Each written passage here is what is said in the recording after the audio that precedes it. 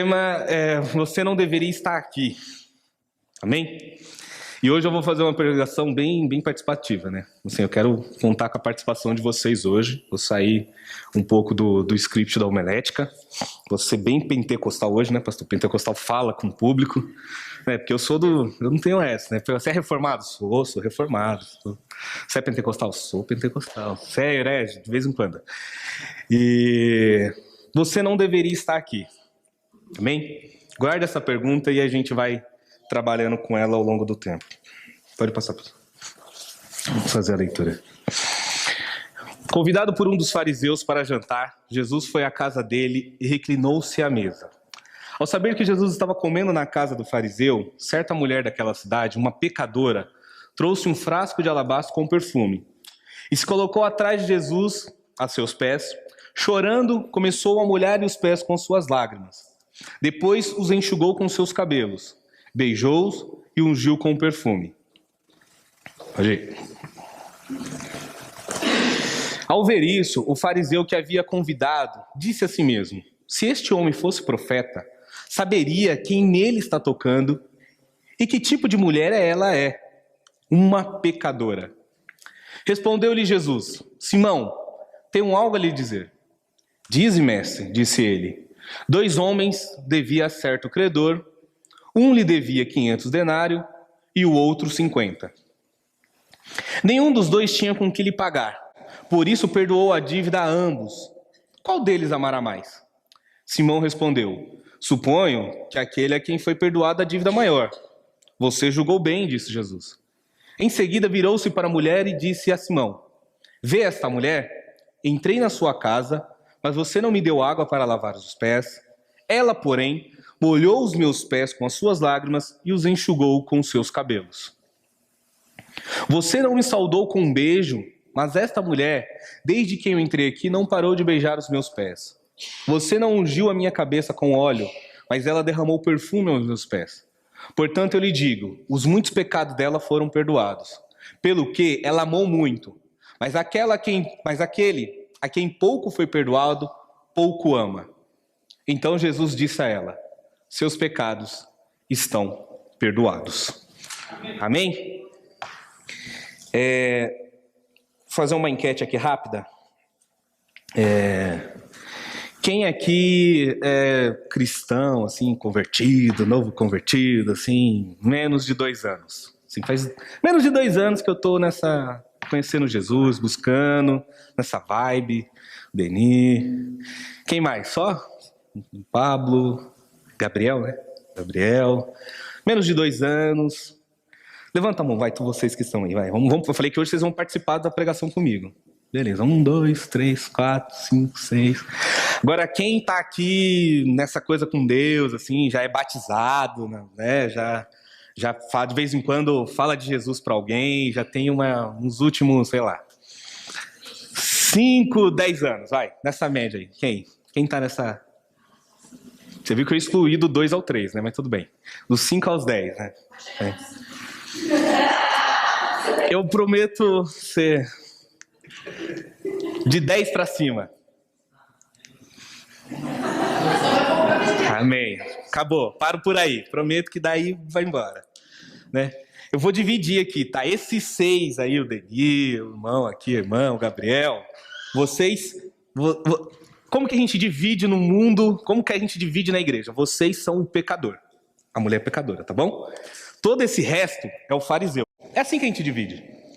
A gente faz essa divisão inconsciente na nossa cabeça. Os cristãos fazem isso. Quer ver um outro exemplo que a gente faz? É o jovem rico, o filho pródigo e o filho mais velho.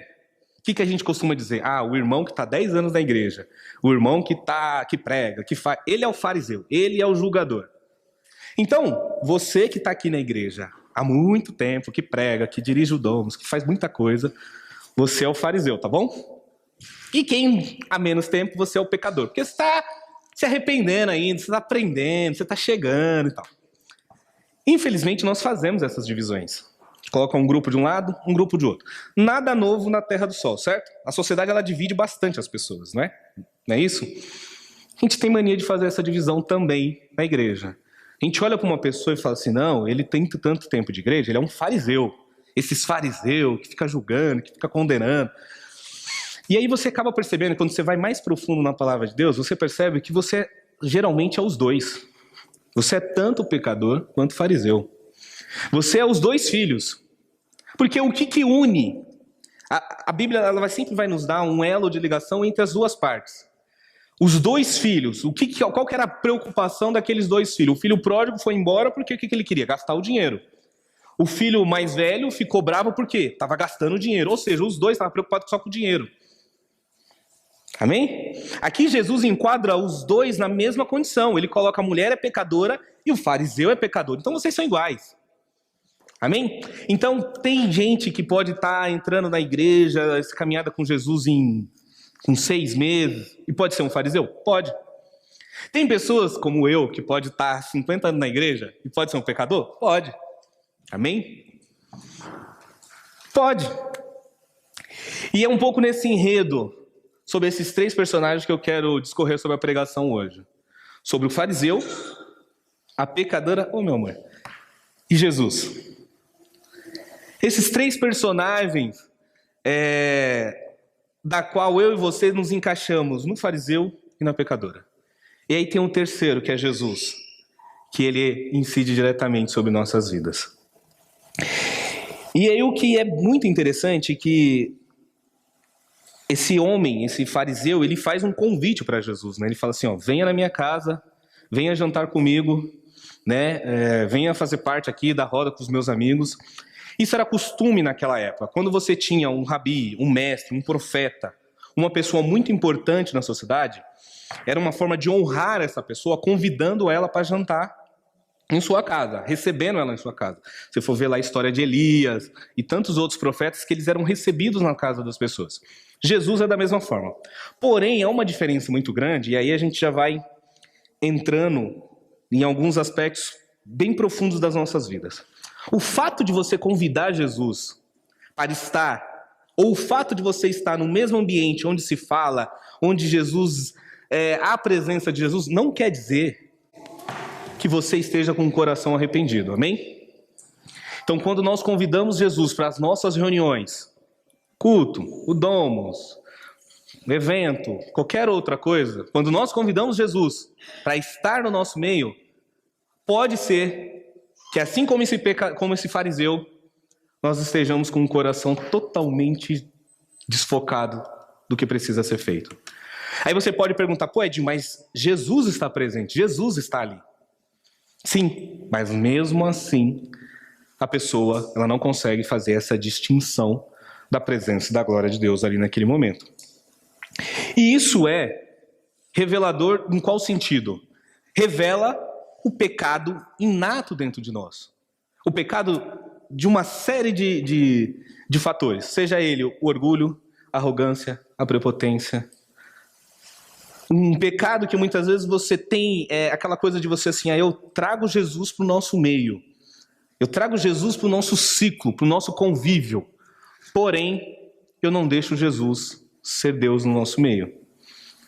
É aquela analogia que você planta uma plantinha, aí todo dia você vai lá e arranca ela para ver se ela está crescendo. Se você fizer isso, você mata a fé, você mata a esperança da pessoa. Muitas vezes é isso com Deus. Você traz Deus para perto de você, porém, você tem uma série de atitudes e atos que demonstra totalmente ao contrário.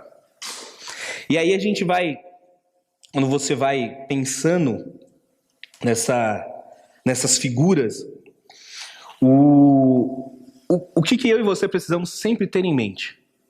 Quando nos reunimos, Deus está presente? O que a Bíblia fala? Se tiver 2 ou 3 reunidos no meu nome, ali eu estarei. Amém? Então o ponto passivo é, Jesus está presente. Jesus está presente aqui hoje? Está. Lá no seu Domos durante a semana, Jesus está presente? Claro que ele está. A questão é, e o meu coração, onde está? E o meu sentimento, onde está? E o meu olhar, onde está? E as minhas atitudes, onde elas estão? Isso é extremamente importante a gente parar e pensar. Nesse enredo todo, tem uma figura ali que ela é julgada, que é uma mulher pecadora. Então vamos lá. Você, ou eu, convidamos Jesus para vir para a nossa reunião, para o nosso culto, para o nosso domus. De repente chega uma pessoa aqui e eu faço um apontamento. Aquela pessoa é uma pecadora. Aquela pessoa tá fora do caminho de Deus. Aquela pessoa não faz parte do nosso mundo. Aquela pessoa não faz parte do nosso grupo. Aquela pessoa tá um pouco estranha. Ela não combina com o que a gente está fazendo aqui. E aí começa um pouco disso. Você não deveria estar aqui. Mas antes da gente pegar mais nessa parte espiritual, eu quero fazer uma leitura antes. Por que isso acontece dentro da igreja? Por que isso acontece conosco, nas nossas reuniões, nos nossos cultos, nos nossos encontros? Porque o mundo está o tempo inteiro também te dizendo que você não deve estar num monte de lugar. Amém? Eu me lembro do meu primeiro dia de faculdade, na PUC. Eu, menino da periferia, moleque de quebrada, falava, o que eu estou fazendo aqui? Olhava para as pessoas olhando para mim, era mais ou menos aquilo me dizendo, você não deveria estar aqui. Não sei se você já passou por isso na vida. Se em algum momento na sua vida você já se sentiu dessa forma. Você, né? Lembrando do Deninho semana passada falando dos meninos, né? Eu fico imaginando a galera lá que chega, que é campeão. Com certeza alguém deve olhar para eles e falar assim, mano, vocês não deveriam estar aqui. Né? Primeiro lugar, segundo, terceiro, disputando, chegando na final. Vocês não deveriam estar aqui. A sociedade por si só é desigual. E por si só ela tem uma competição muito forte. E uma necessidade de excluir pessoas. Então esse é o mundo que nós vivemos. Não sei se você já teve uma experiência de trabalho onde você, sei lá, é promovido por alguma coisa e você tem aquela sensação que alguém vira para você e fala, mas você não deveria estar aqui. Se você conseguiu, foi por outros meios. Você trabalhou, se esforçou, lutou. Você não deveria estar aqui. Às vezes você tem se esforçado tanto por tantas coisas na sua vida, na sua família, e aí você chega naquele momento que o seu cônjuge olha para você e fala, você não deveria estar aqui. Ou seja, por que eu ainda estou com você? O que eu estou fazendo ainda casado com você? Sabe? Então, chega na sociedade, no mundo, na vida, você passa por essas situações. Por esse olhar de julgamento. Que a pessoa olha para você e fala assim, não era pra você estar aqui. Tá, alguma coisa aconteceu. Foi sorte. Não sei. Mas aqui você não deveria estar. Quando eu vim para cá, a convite dos fundadores, eu confesso que eu perguntei, o que eu estou fazendo aqui? Se o bairro é uma realidade totalmente diferente da minha, um universo totalmente diferente da minha, o que o Rogério e a Vanessa querem comigo aqui? O que eu estou fazendo aqui? O que esses irmãos, essas pessoas da igreja vão olhar para mim e vão dizer, mano, você não é daqui. O que você quer aqui? E eu falava isso comigo. Eu não sei se você, quando veio para a igreja pela primeira vez, sentiu isso. Né? Você não deveria estar aqui. E essa mulher, ela recebe esse olhar de julgamento. Essa pecadora. Mas além de ela receber o olhar de julgamento, um olhar de dizendo, olha, isso aqui é um jantar para homens, para profetas, para homens santos, para homens que têm 10 anos de igreja, para homens que pregam, para homens que fazem a diferença, para homens que são usados por Deus, para homens que são santos, segundo a sociedade. Você, Deni, não devia estar aqui não, você tem só 2 anos de igreja. Você não devia estar aqui. Você não devia estar pregando num monte de jovem lá na sua casa. Você não devia. Esse olhar de julgamento, de enquadramento, que a gente tem na sociedade, a gente absorve para dentro da igreja e começa a reproduzir aqui dentro. Das nossas relações. Só que aí, espiritualmente falando, ela vai mais além, esse olhar de julgamento. Porque se ficasse só no olhar do outro, tudo bem. Com o tempo, você vai aprendendo a enfrentar e a vencer isso. Hoje você ouve muito falar que a gente vive numa sociedade mimimi também, né? Tudo é mimimi, tudo politicamente correto, essas coisas todas. E há uma série de discussões que depois, em outro momento fora da pregação, a gente poderia discutir isso. Mas Você vive nesse mundo e aonde as pessoas ficam o tempo inteiro te rotulando e te dizendo também, ó, você não deveria estar aqui neste lugar. Você está totalmente fora da sua realidade, do seu espaço. Essa mulher recebe esse olhar de julgamento. Você não deveria estar aqui, esse jantar não é para você, as pessoas que vieram aqui é para estar com Jesus, para estar com o mestre. É uma pecadora. Eu tenho uma coisa muito forte comigo, uma discussão sobre aspectos sobre o racismo. Então, quer brigar comigo é a gente entrar na polêmica de racismo. Porque é uma coisa que eu sofro na pele até hoje, né? Literalmente. Só que com o tempo, ao longo da vida, eu fui aprendendo a me defender. Eu fui aprendendo a entender que, mesmo que as pessoas não queriam que eu estivesse naquele lugar, eu vou tomar posse daquilo, eu vou conquistar, eu vou chegar lá. Essa semana, eu acho que no caderno de economia da CBN falou que das 500 empresas, das maiores empresas brasileiras, só 5% do CEO, executivo ou gerente master lá são negros. Então você vive numa sociedade que tem um racismo estruturalizado. Você pode ser contra isso, mas é fato, está dado. E essa discussão, essas coisas sempre me marcaram. Essa coisa de ser rotulado, né? Porque chega uma hora que as pessoas começam a te dar nomes das quais você não pertence. Amém? E aí eu tenho um grupo de amigos chamado Gadarenos, né? Eles são uma benção, meus amigos. E quando alguém começa a apelar demais assim na discussão, começa a falar uma heresia brava, a gente fala assim, eu conheço essa voz. Essa voz estava no Éden. Essa voz influenciou a Eva. Ou seja, a gente está dizendo que o cara está possuído pelo Satanás. Mas sabia que muitas vezes essa voz chega no seu coração também e fala, você não deveria estar aqui na igreja? Sabe por quê? Porque você é um pecador? A voz chega no teu coração e fala, você não deveria estar aqui porque você fez lá no passado isso, isso, isso e isso. Você não deveria estar aqui porque você deixa de fazer isso, isso, isso e isso. A voz fala no seu coração e fala assim, ó, você é fraco nisso, nisso, nisso. Você não deveria estar aí. Olha como você é fraco. Olha como você cai. Olha como você fraqueja. Olha como você é falho. E é essa voz que entra no nosso coração, na nossa mente, essa voz do inimigo, ela vai fazendo um processo onde a gente começa a acreditar e falar assim, realmente, a graça de Deus não é para mim.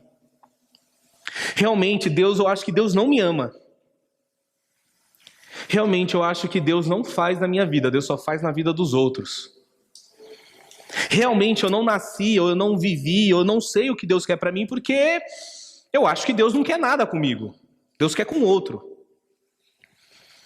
E essa voz começa a falar no meu e no teu coração, constantemente, que você não deveria estar aqui. E mais importante do que tudo, além que a sociedade traz essa lógica de exclusão, você traz essa lógica para dentro da igreja e espiritualmente Satanás ele vai falando no seu coração dizendo, você não deveria estar na presença de Deus. Você é falho. Quantas vezes eu ouvi essa voz no meu coração que fala assim, aí você caiu de novo. Você errou de novo, você pecou de novo, mais uma vez. Agora você vai lá na igreja chorar, pedir perdão. Vai falar para Deus que Deus, eu prometo que a partir de agora eu vou mudar. Mais uma vez você vai fazer essa promessa? E graças a Deus eu nunca desisti, porque eu falei assim, realmente eu não tenho para onde ir. Lembra de Pedro? Pedro falou para Jesus, falou assim, vão embora. Tá todo mundo indo embora, vão vocês também. Pedro falou, Senhor, para onde nós iremos? Só o Senhor tem palavras de vida eterna. Eu sou um pecador, eu sou falho, eu sou errado. Mas eu sei que longe de ti eu não posso viver. Longe de ti eu não posso ficar. Mesmo que hoje, nesse exato momento, Satanás, ao vir para o culto, você falou assim, o que eu vou fazer lá? Eu vou lá porque tenho que ir, tenho que cumprir minha obrigação. Tenho que cumprir um rito. Mesmo que fosse isso, saiba que aqui é o lugar que você deveria estar. E aí, se a gente ampliar um pouquinho o nosso olhar, nossa compreensão espiritual, você vai trazer à memória e ao coração pessoas da sua vida que você sabe que deveria estar aqui também.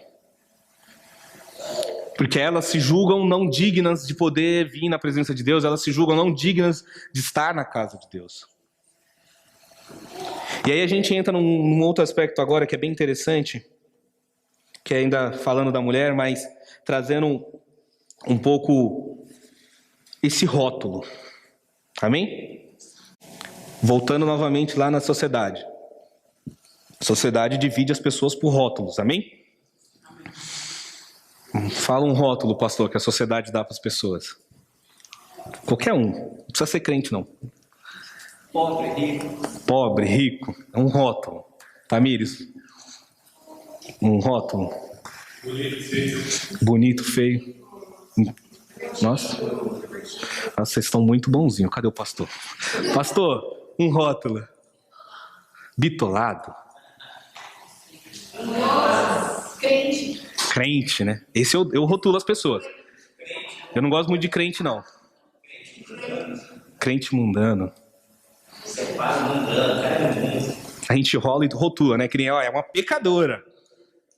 Não é? Não foi assim que ele fez? A sociedade nos rotula. Desviado. Adúltera.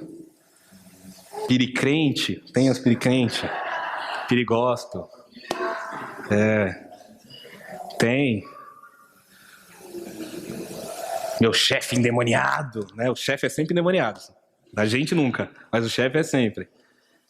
Aquele amigo, aquela pessoa do departamento, usada de Satanás, filho das trevas, mulher de Jezabel. Eu ensino uns palavrão crente, assim, bem mulher de Potifar, essas coisas, assim. Judas, Gadareno, brincadeira. Mas tem rótulos.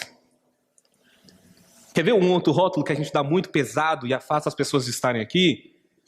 Seu bicha, seu gay, seu viado, sua lésbica, seu bandido, seu drogado, seu amaldiçoado. Tantos rótulos que a gente dá. Seu bêbado, seu cachaceiro, seu corrupto, seu mentiroso. Até pode ser verdade, aquela mulher era uma pecadora. Mas não interessa o ato que ela fez. O que importa é a história e o passado dela. É o rótulo que ela ganhou. Seu fracassado, seu perdedor. Rótulos. A sociedade nos enche de rótulos, né? Quer ver um rótulo bom? Seu petralha, seu coxinha, seu bolsomito. São os rótulos que estão no momento agora. Neymarzete. Não tem esses rótulos que a gente vai dando para as pessoas? Seu corintiano. Seu gambá. Seu Bambi, seu porco. Rótulos. Tudo rótulos. Aí você fala, tá, a sociedade faz isso, o mundo faz isso. E a igreja? Você percebe que o que acontece lá acontece aqui? Porque a gente não está fora. A gente tem que parar de achar que da porta para fora é outro mundo. Não existe isso. Quando você entra aqui, você não entrou num universo paralelo. Por mais que a gente entende que agora a presença de Deus está aqui, os anjos de Deus estão aqui, a graça de Deus está aqui, a unção de Deus está aqui, o poder de Deus está aqui, mas você não está no universo paralelo. Você continua no mundo, continua na sociedade. Uma vez eu preguei aqui, a gente tem horário e dia para fazer culto. A sociedade nos impõe o horário e o dia do culto, é domingo. A gente não pode fazer culto segunda-feira, meio-dia. Até pode, né? Mas não vai vir ninguém. Por quê? Você está trabalhando, você está estudando, você tem um monte de coisa. O mundo está organizado e influencia aqui dentro. É ponto passivo. Porém, e aí que vem a grande chave. Olha que interessante, esse homem, esse fariseu, o dono da casa, ele convidou Jesus para a reunião dele, para o culto dele, para o domus dele. Jesus entrou lá, Jesus é poderoso, maravilhoso, lindo. Quando Jesus está lá dentro, existem umas regrinhas de comportamento que esse homem não cumpre. E essa mulher, além de cumprir, ela internaliza dentro dela, ela vai além. Então Jesus vira para ele e fala assim, então, eu cheguei aqui na sua casa, você não trouxe água para lavar meus pés. Lembra que na época de Jesus não tinha asfalto. Então era terra, fezes de animais espalhada, planta, aquele monte de coisa. Então o cara chegava, quem foi criança que brinca na rua, joga bola na rua, sabe a cor do pé que chega, né? Aí vai dormindo, sabe? Então imagina aquele pé sujo de Jesus. Jesus tinha o pé sujo, amém? Não vai cair um raio na gente, fique em paz. Jesus tinha o pé sujo. Aí o que aconteceu? Jesus falou assim: você não vai trazer água para lavar meus pés? O óleo, a unção, o perfume, você não trouxe. O que é o básico? Imagine que esse básico fosse a nossa vida cristã. Jesus falou assim: então, eu estou lá, mas você vai fazer o básico. Você vai orar, você vai jejuar, você vai trazer suas ofertas, você vai abençoar a vida do seu irmão. É o básico, não estou pedindo muito. É o básico, é o mínimo. Você vai falar de Jesus para alguém na sua vida, você vai abençoar a sua família. É o básico que eu estou pedindo. Ele não fez. A mulher, porém, ela foi além, ela internizou para dentro de si. Está dentro dela aquilo. Ao ponto dela falar assim: não adianta eu trazer água, tem que ser as minhas lágrimas. Não adianta eu trazer uma toalha para secar, tem que ser os meus cabelos. É eu por inteiro. E isso é um desafio gigante para mim e para você hoje. Talvez o ponto mais importante de tudo que eu vou falar aqui nesses 40, 50 minutos é como nós internalizamos a presença, a graça e os conceitos de Deus na nossa vida. Amém? Uma atitude dessa e um comportamento desse incomoda absurdamente as pessoas. Quando você e eu começarmos a internalizar, de fato, viver para Deus, porque lembra que eu falei, orar, jejuar, pregar, vir na igreja, dar oferta, participar do seu dom, fazer uma... É o básico, é o que Jesus está esperando que a gente faça. É a nossa obrigação. Agora, fazer o além, que é o que vai mover o coração de Deus e a mão de Deus. Que é o que essa mulher fez. E aí o mover além, por incrível que pareça, não é nada sobrenatural e absurdo. Porém, exige muita coragem. E aí eu vou dar alguns exemplos aqui, vou tentar mostrar isso nas nossas vidas. Semana passada, o Denis estava falando aqui, trazendo toda aquela apresentação, né, sobre o trabalho que ele realiza com a equipe, com os jovens e tudo mais. E eu lá de cima, eu tava pensando assim, falei, pô, cara, se eu tivesse uns 100 mil reais, eu chegava lá no Denis e falava, mano, tô 30 pau aí pra você comprar o barato pros moleques, reformar a pista, fazer um monte de coisa. Fiquei pensando na minha cabeça assim, né? Se eu tivesse dinheiro, eu ajudava. Aí depois veio o lance das milhas, eu tenho umas milhas lá, eu fiquei pensando. Aí Deus, eu descendo as escadas e Deus foi ministrando no meu coração barato. Eu falei, então, eu acredito que esse pensamento, mais uns 10 estiveram lá dentro. Se eu tivesse dinheiro, se eu tivesse uma quantidade grande, eu ajudava. Eu tô pegando só o exemplo do Denis, poderia ser qualquer outro, tá? É que o dele tá mais... Foi o que me marcou. E aí Deus falou assim, mais uns 10 pensou a mesma coisa que você. Se tivesse dinheiro, tivesse condições, ajudava. Porém, se você fizer um pouquinho, e cada um fizer um pouquinho, vai fazer uma diferença muito grande. Só que assim, você acredita que para fazer um pouquinho precisa de muita coragem? Por incrível que pareça. Para fazer o mínimo, precisa de muita coragem. Internalizar um pouquinho precisa de muita atitude, que é o começar, né? A gente aprendeu essa frase, começar pequeno, isso me marcou bastante. A gente tem a tendência a querer começar grande, né? E se eu me juntar com 10 e fizer um pouquinho cada um, vai haver uma diferença. Quando que eu vou ter 30 mil para dar para ele? Só Deus sabe. Mas como eu consigo juntar um pouquinho, meu pouquinho, com o seu pouquinho, com o seu pouquinho? Isso eu estou dando um exemplo do Dani, mas se fosse outro? Ajudar uma pessoa, abençoar uma vida, realizar um trabalho, um ministério, uma atividade na igreja. O quanto de um pouquinho eu poderia doar mais? Pouco. E aí quando eu falo que internalizar para dentro de si é muito forte, e exige muita coragem você internalizar as coisas, por exemplo, quer ver um exemplo bem simples? Você vai chegar na sua casa hoje à tarde, você vai reunir sua família e vai falar, senta aqui, todo mundo agora, a gente vai separar 15 minutos. É 15 minutos, é pouquinho. Amém? Não é para descer fogo do céu, não é para falar em língua, não é para ter revelação. É 15 minutos para orar pela família. Ler uma palavra, falar rapidamente. Quem consegue fazer isso todo esse dia? Ou pelo menos uma vez por semana? A gente sabe que precisa orar, não sabe? A gente sabe que precisa pregar, não sabe? A gente sabe que precisa orar em família, abençoar a nossa... Mas quem diz que a gente faz? A nossa obrigação a gente sabe, porém não internaliza. Não faz isso fazer parte do nosso corpo, do nosso dia. A gente não traz para dentro de nós. Não fica uma coisa forte. Eu tenho um amigo meu que a gente almoça praticamente todos os dias, trabalha comigo. E aí, nessa mudança tal, eu comecei a trazer marmita. Tô tentando emagrecer também, né? Aí tô trazendo marmita. Aí ele começou a trazer marmita também. E aí a gente senta lá 1 hora, come rapidinho e fica 1 hora falando de esporte, provocação de futebol, aquela coisa toda. De vez em quando, entra no assunto de Deus. De vez em quando. E assim, eu conto meus problemas pro cara, o cara conta os problemas. É um momento terapêutico também. A gente abre o coração ali um pro outro. Só que aí, sempre que acaba as conversas, que eu volto pra minha sala, eu fico pensando, eu poderia ter feito mais. Eu poderia ter feito mais. Eu poderia ser mais. Eu trabalho com política pública, então às vezes eu vejo o pessoal discutindo, eu estava até abrindo o coração isso para os pastores, eu vejo umas discussões assim para melhorar a sociedade que são lindas. Eu falo, cara, isso aí, a sociedade vai ser melhor se a gente for por esse caminho. Só que aí alguma coisa dentro de mim fala, tá, mas falta Jesus. Só como que eu entro numa reunião com um monte de pessoas, na maioria céticas, ateias, que não acreditam, não entendem que Deus é a modificação da vida da sociedade? Como que eu entro com Jesus ali naquele momento para falar, então, gente, vocês estão falando de programa tal, política tal, atividade tal, teórico tal. Então, mas aí, vamos colocar Jesus no meio? E eu sinto uma dificuldade absurda. Uma dificuldade tremenda. Com esse meu amigo, a mesma coisa.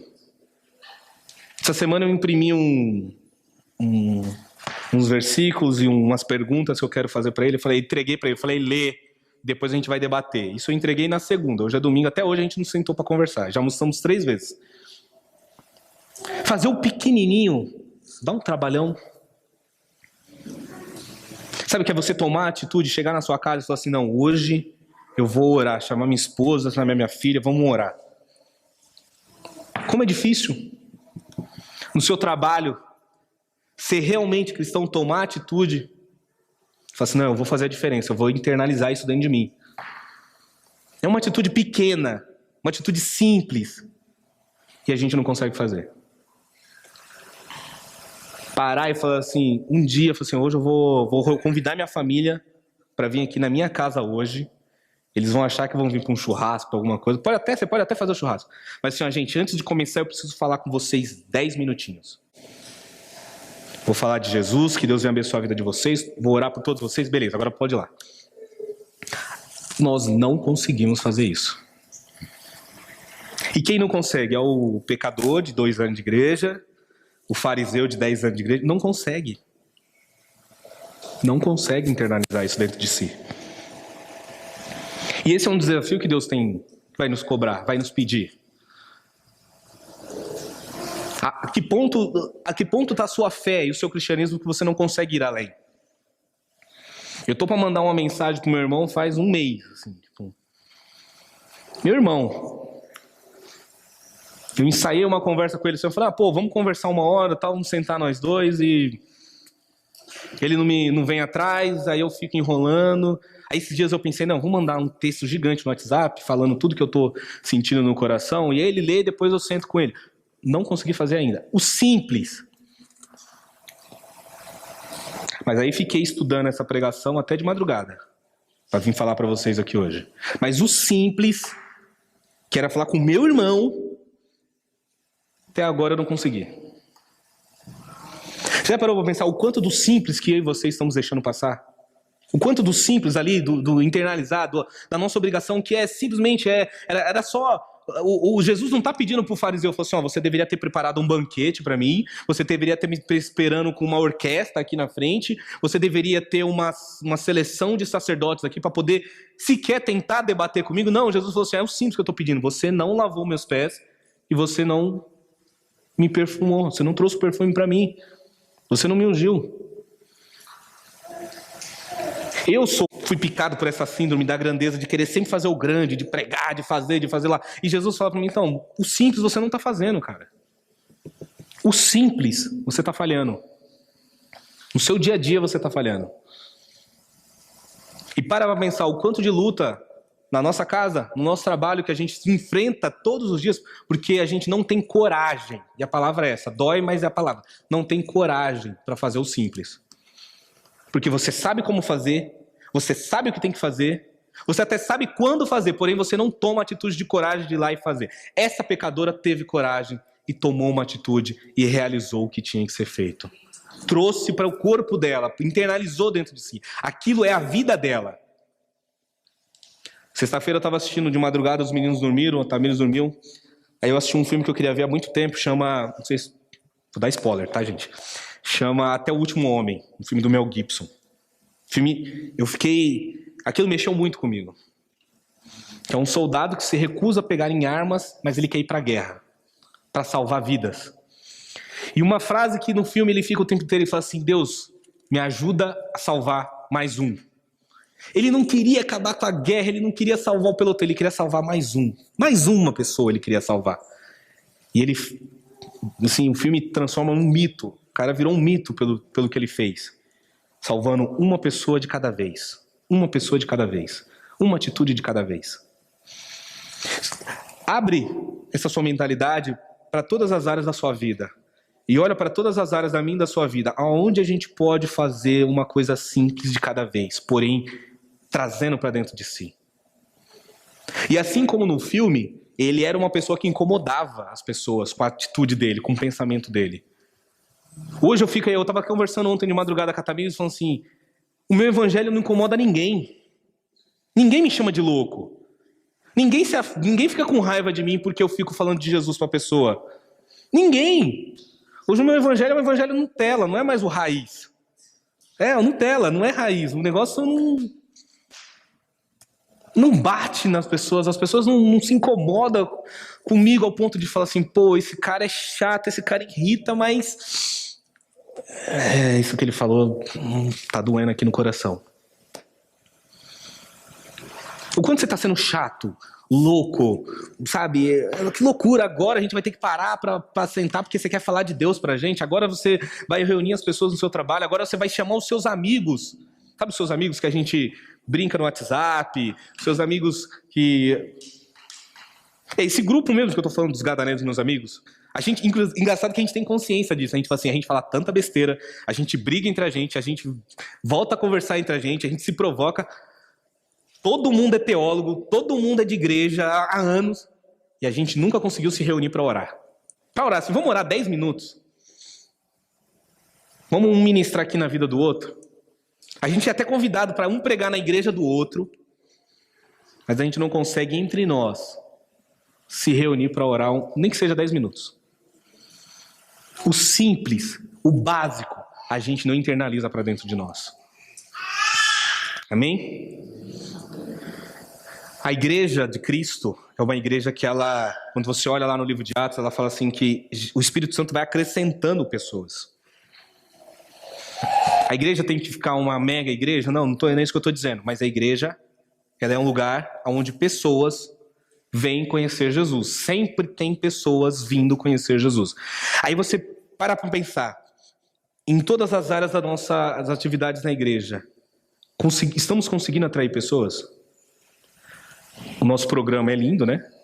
O nosso Domus é bem estruturado, o nosso culto é bem organizado, a nossa igreja é linda, é aconchegante, é maravilhosa, os nossos trabalhos ministeriais são lindos, mas a gente consegue ir para além, internalizar e falar assim: mais uma pessoa vai ser marcada por Jesus por meio da minha vida. Eu consigo pegar o meu Domus e falar assim: a gente ora, a gente lê a palavra, a gente vive em comunhão, mas eu consigo ir além? Eu consigo fazer algo mais? Eu consigo incomodar? Essa é a palavra, eu consigo incomodar? Essa pecadora incomodou. Primeiro porque não era para ela estar ali. Assim como você, não era para estar aqui. Eu não era para estar aqui em cima falando, conhecendo minha trajetória de vida, da onde eu vim. Já cansei de falar aqui, meus amigos morreram, preso, vida totalmente destruída. E de vez em quando eu me pergunto: foi Deus mesmo, né? Idiota, né? Mas foi Deus mesmo que fez tudo isso na minha vida. Porque olha, se não fosse Deus, eu já teria morrido. eu teria ido para a vida do crime, eu teria feito besteira.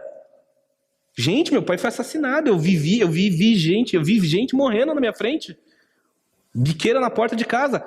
E como eu tô aqui? Realmente não era para estar aqui.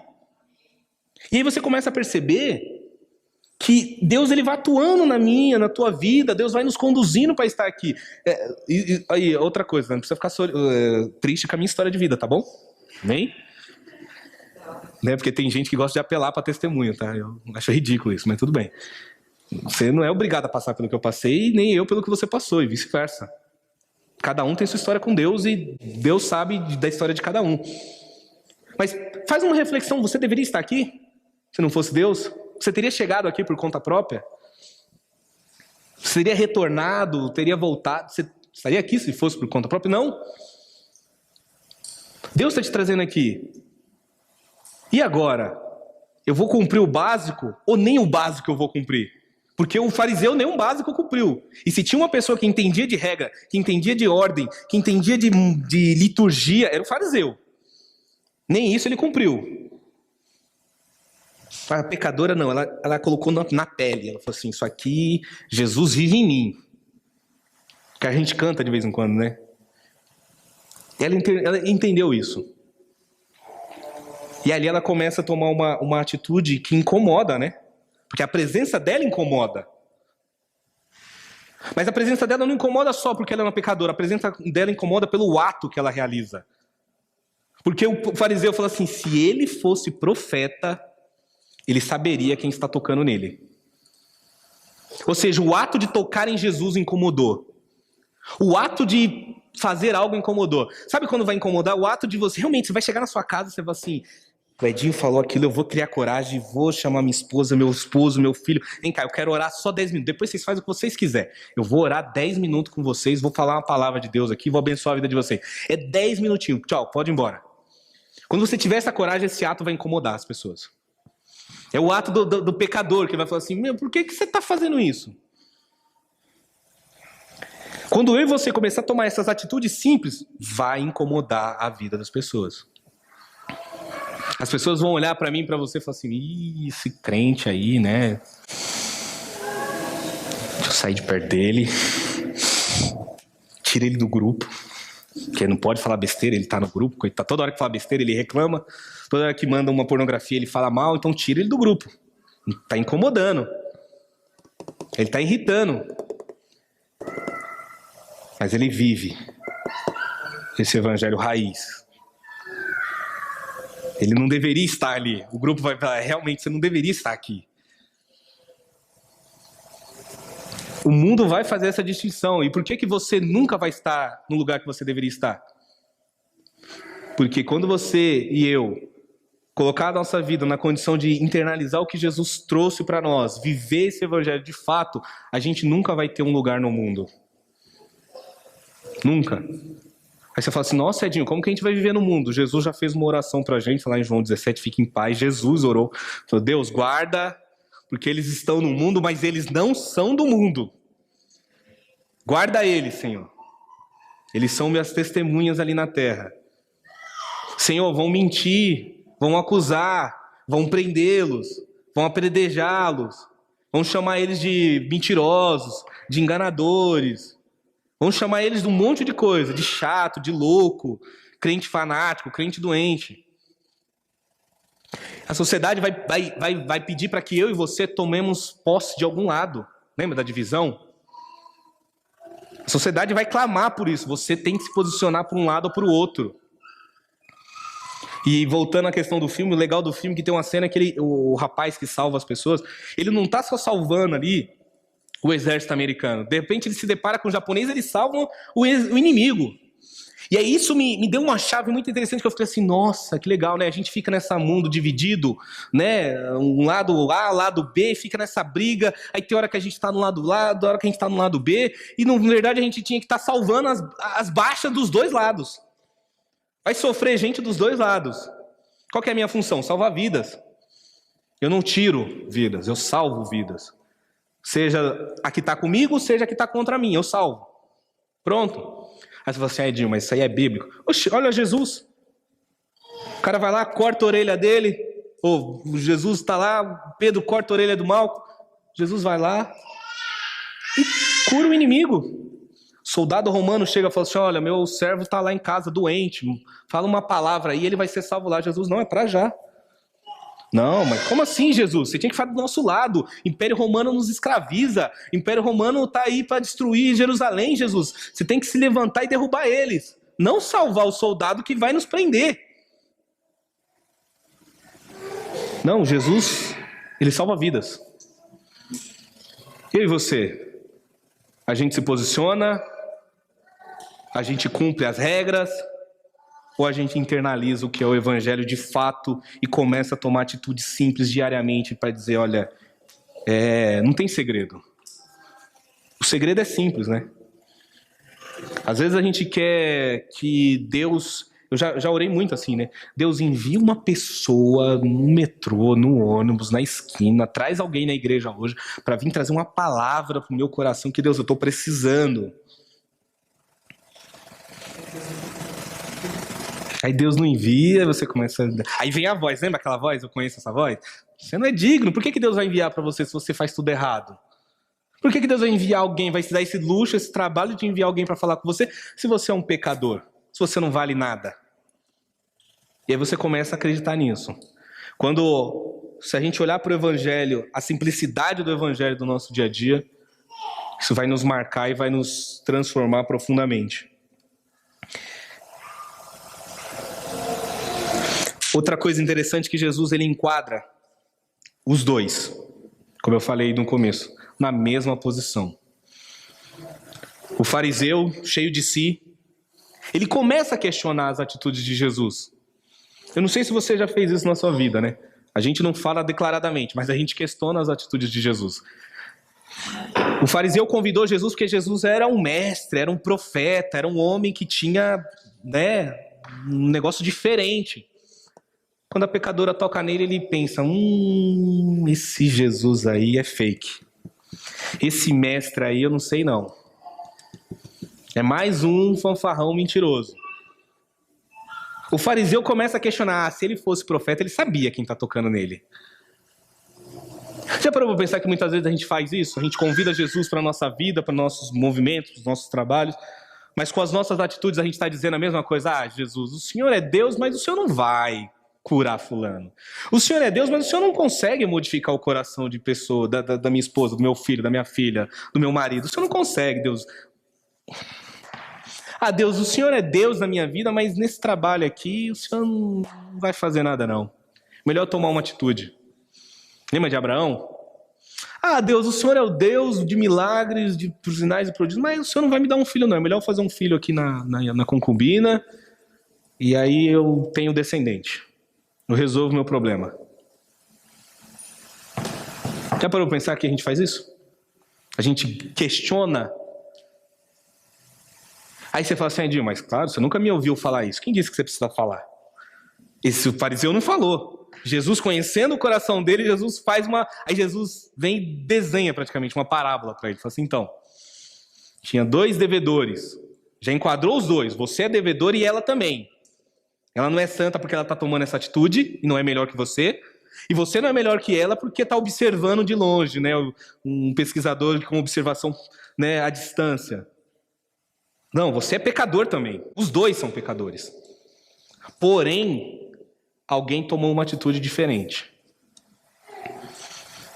Até para a gente não se engrandecer, né? Porque aí semana que vem você vai orar na sua casa, você vai pregar, você vai internalizar as coisas, você vai chegar assim, olha, eu sou melhor que todos vocês pecadores. Aí você passa a rotular o outro. De novo. Amém? Olha, no meu Domus a gente conseguiu trazer 3 visitantes. E vocês aí do Domus fulano? Não trouxe ninguém. E a gente começa a rotular novamente as pessoas. Não, Jesus enquadrou os 2. Os 2 são pecadores, os 2 são devedores. Vocês 2. Porém, é interessante que assim, um teve uma atitude e Jesus dava, por exemplo, quem deve mais, um devia 500, o outro devia 50. E perguntou para o fariseu, quem ele ama mais? O que deve mais. Jesus respondeu bem. Olha que interessante, ele perdoou os 2. Então, você de 10 anos de igreja que levantou a mão, fariseu, fique em paz. Jesus vai nos perdoar também. Jesus perdoa o pecador de 2 anos, mas perdoa o fariseu de 10. Mas a nossa atitude é que vai demonstrar mais amor. É a nossa atitude que vai demonstrar se realmente aquilo que a gente ouviu durante todo esse tempo, ou aquilo que a gente está ouvindo agora, nesse exato momento, vai mudar a nossa relação com Deus. A gente vai internalizar isso. É as nossas atitudes. É o nosso comportamento. O quanto nós estamos dispostos a fazer isso. Aí você fala assim, Edil, então é o comportamento que modifica? Não está nos versículos, mas no versículo 50, Jesus vira para pecador e fala assim, filha, a tua fé te salvou.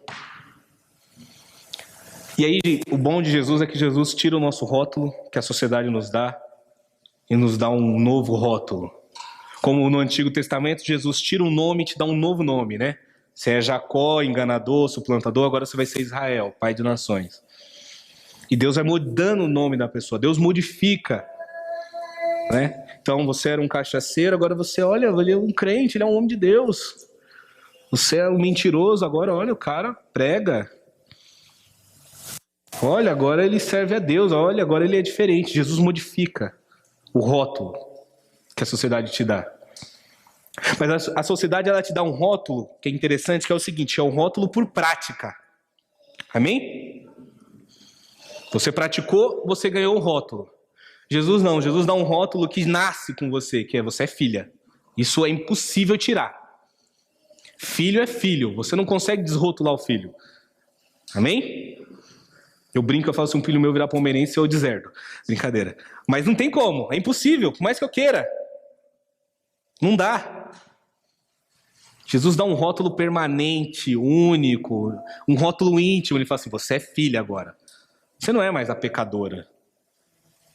E não foi por que você fez. Porque o que você fez também, você internalizou. Lindo. Olha, numa outra passagem, Jesus fala assim, onde o evangelho for pregado, tem que contar o que essa mulher fez. Só que Jesus falou assim, foi a tua fé. É a tua fé que te salva.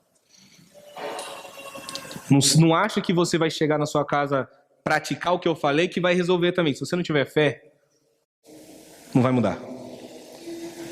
Ah, Edinho, então eu não pratico. A Bíblia fala o seguinte, você crê, por crer você pratica. Agora, se você só praticar, você não entendeu nada. Por que eu dou glória a Deus? Porque eu entendi o que Deus fez pela minha vida. Eu criei no que Deus fez pela minha vida. E eu glorifico a Deus. E eu reconheço que realmente foi Ele que fez. É Ele que faz, é Ele que transforma. E sabe o que é mais lindo de tudo? Se você e eu tomarmos a atitude de seguir a Jesus? Porque, sabe por quê? E aquela palavra que eu falei, coragem. Amém?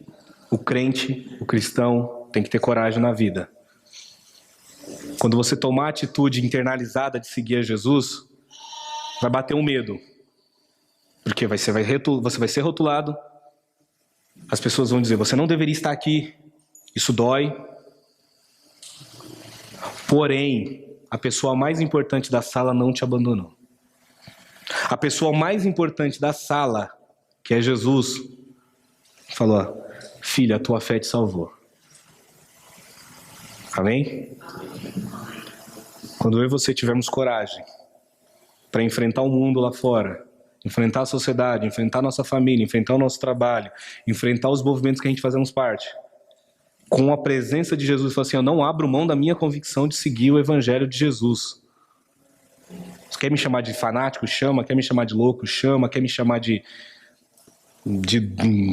sei lá do que? Chama, mas eu sigo Jesus. E a única certeza que eu tenho é que esse Jesus não me abandonou. Ainda que as pessoas pensem mal de você, porque o fariseu ele não falou para a mulher, ele pensou. Ainda que as pessoas pensem mal de você, Jesus está aprovando a sua atitude, você não está sozinho. Amém?